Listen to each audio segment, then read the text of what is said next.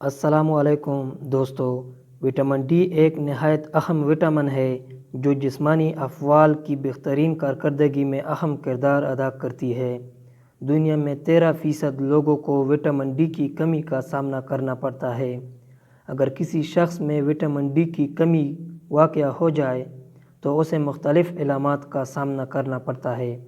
چڑچڑاپن، depression, تھکاوٹ، کمر درد، پٹوں کا درد، طبیعت خراب ہونا اور مدافعتی نظام بھی کمزور ہو جاتا ہے، اور خاص طور پر وہ لوگ جو بوڑھے ہوتے ہیں، وہ لوگ جو گھر سے باہر نہیں نکلتے کیونکہ وہ کمروں میں ہوتے ہیں، ان پر سورج کی روشنی نہیں لگتی، اور جو لوگ تہخانوں اور گھروں میں رہتے ہیں اسی لیے ان میں وٹامن ڈی کی کمی ہوتی ہے۔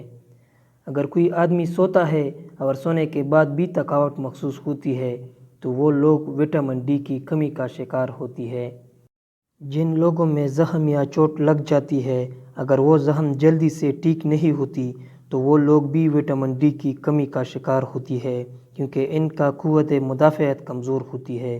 جن لوگوں کا بال گر جاتا ہے تو ان لوگوں میں وٹامن ڈی کی کمی ہوتی ہے۔ وٹامن ڈی کن چیزوں میں ہوتا ہے؟